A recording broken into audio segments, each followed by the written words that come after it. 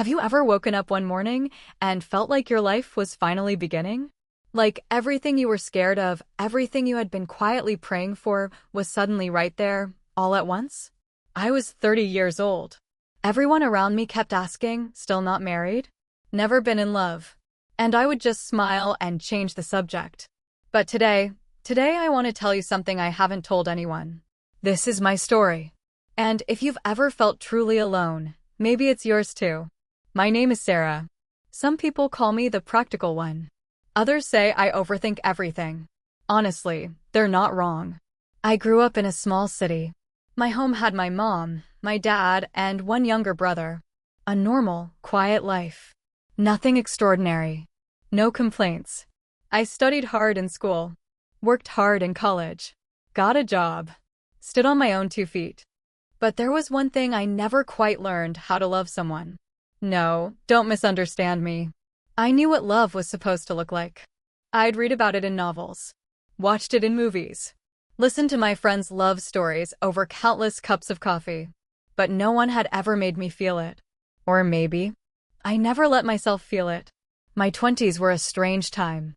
Everyone around me was moving forward. One by one, my friends got married. Instagram started filling up with baby photos. WhatsApp groups became all about engagement parties and baby showers. And me? I was right where I had always been. In my little apartment. Go to work. Come home. Make tea. Watch something. Sleep. Being lonely and being alone, those are two different things. I was both at the same time. My mom would say, "Sarah, find a good man." My dad would say, "Sweetheart, you're so capable, any man would be lucky." My brother would say, "Sis, love isn't just in the movies, it exists in real life too." And every time, I would just smile and say, yeah, we'll see. But underneath all of that, I was scared. Not scared that no one would want me. I was scared that if someone did want me, I would hurt them. Because I had told myself so many times, maybe I'm just not made for love. And when you tell yourself something often enough, one day you start to believe it. I was 29 when one night, it was past 2 in the morning, I was sitting by my window.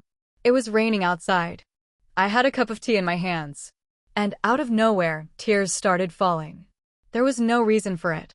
Just an emptiness. And a quiet voice inside me saying, "Sarah, you've locked yourself away for far too long." That night, I made a decision. I was going to try. Just once. I was going to give myself a chance.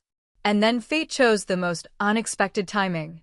A friend of mine asked me to attend a work conference. I had absolutely no interest in going. I said no 4 times. He asked 5 times. So I went. It was a 3-day event. In a small hill town. The topic was thoroughly boring: marketing and digital branding. I genuinely wondered how I was going to survive 72 hours of it. On the first day, there was a guy there. Adam. I'll be honest with you, I didn't feel anything special when I first saw him. He wasn't some movie hero. Average height. Normal looks. A slightly mischievous smile. But when he spoke up during a presentation, while everyone else was agreeing with each other, he just calmly, clearly said exactly what he thought, without looking for anyone's approval. I don't know why, but I liked that. During the afternoon tea break, he walked over to me. He said, "You were in yesterday's workshop, right? You asked the best question of the whole conference." I said, "Thank you, your answer was the best one." And just like that, a 10-minute tea break turned into an hour-long conversation. Over the next 3 days, something happened. We started sitting together at the morning sessions, talking through lunch, having coffee in the hotel lobby after the day's events were done. He was funny, but never forced. He was a listener, which is genuinely rare. When I was talking, he wasn't looking at his phone. He was looking at me. And for the first time in a very long time, I didn't feel alone. When the conference ended on the 3rd day, when it was time to say goodbye, we both went quiet for a moment.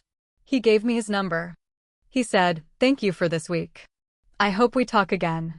And I, for the first time in my life, said without any fear at all, "Yes, definitely."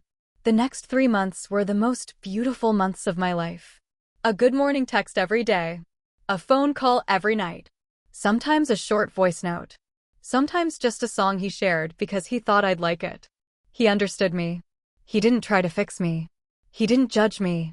And for the first time, even though I was still scared, I didn't stop. I kept going. He was the first person who made me feel like I was worthy of being loved. Friends, if you're seeing a little bit of yourself in this story, if any of this feels familiar, please give this video a like. And if you'd like to come along for the rest of this journey with me, please subscribe and hit the bell icon so you're the first to hear the next story. Because the story isn't over yet. They say that when things are going the most beautifully, life gives you a test. Mine came. Adam had an ex. He had told me about her, everything openly, no secrets. It had ended 2 years before we met. I had no problem with that. We all have a past. But one day, she called him. She was in town. She said she needed closure. Adam told me. He asked if I was okay. I said, of course. But I wasn't okay. Every insecurity I thought I had let go of came rushing back. She's more beautiful than me. They had so much history together. I've only been around for 3 months. Maybe he still misses her. And I made a mistake. I stopped talking to Adam. I read his messages and didn't reply. I didn't pick up his calls. For an entire week. Because I was terrified that if I spoke, everything I was really feeling would come out. And he would think I was weak. Adam waited. 3 days. 5 days. 7 days. Then he sent one message. Sarah, I don't know why you did this. But I know you're scared. And whatever you're thinking right now, you're wrong. I'm here. Whenever you're ready, I'm here. I cried. Alone. In my room. And for the first time, I didn't push my insecurities back down inside me. I let myself feel them. That night, I called Adam. And what happened next was the most important conversation of my life. I told him everything. My fears. My insecurities. My past.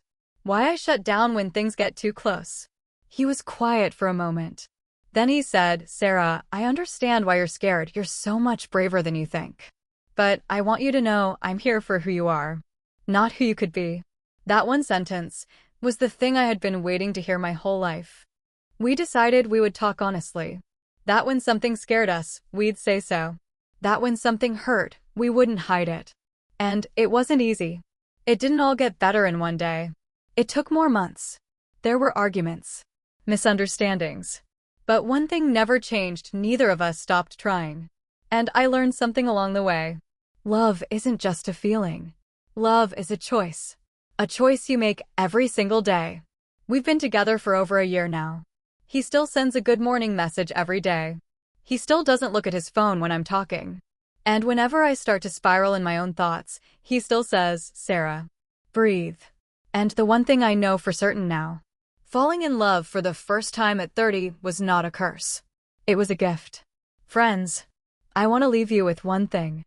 If you've ever felt alone, if you've ever thought, I'm too old now, it's too late for me, please listen.